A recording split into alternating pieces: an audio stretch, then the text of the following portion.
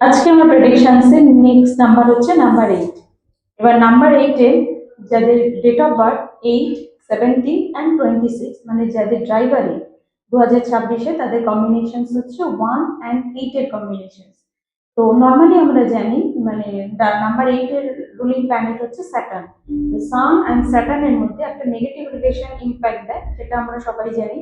কিন্তু অ্যাকচুয়ালি আমি বলবো যে নাম্বার 8 এর ওভারঅল যে ইয়ার খারাপ যাবে তা কিন্তু নয়, মিলিয়ে মিশিয়ে যাবে। হয়তো কিছুটা হার্ডলস, কিছুটা অবস্টাকলস দিতে পারে। তো সেক্ষেত্রে সেটা নিয়ে অত চিন্তা ভাবনা করার কিছু নেই। তো এবার আমি বলবো যারা লেদার, আয়রন, স্পোর্টস সেগমেন্টে আছেন তাদের জন্য ইয়ারটা মোটামুটি ভালোই যাবে। বিশেষ করে যারা টিচিং প্রফেশনে আছেন তাদের জন্য, যারা মার্কেটিং সেগমেন্টে আছেন এবং যারা হোটেল ম্যানেজমেন্টে আছেন তাদের জন্য হয়তো অবস্টাকলস একটু আসতে পারে, কিন্তু ভেঙে পড়ার কিছু নেই।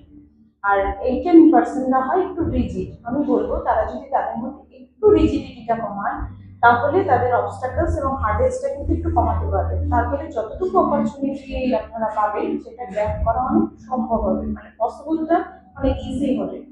আরেকটা জিনিস বলবো, যদি যারা বিজনেসে আছেন বা জবে আছেন, নিউ কিছু শুরু না করাই ভালো। যারা বিজনেসে আছেন যদি মনে করেন 2026-এ কোনো নিউ প্রজেক্ট শুরু করতে যাবো, আমি বলবো একটু হোল্ড করে যান। যারা জবে আছেন যদি মনে করেন যে জব চেঞ্জ করে নিউ জবে জয়েন করবেন 2026-এ, বলবো করবেন না, একটু হোল্ড করে যান।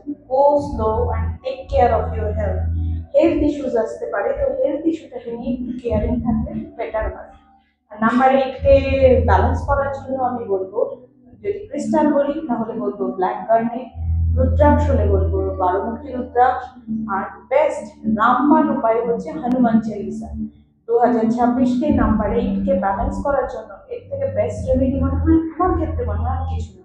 যদি হনুমান চালিসা আমরা নিয়ম করে পাঠ করতে পারি বা মিনিমাম চ্যান্টিং না করতে পারি, যদি শুনতেও পারি, সেটাও আমাদের অনেক বেশি পজিটিভিটি দিয়ে আসবে।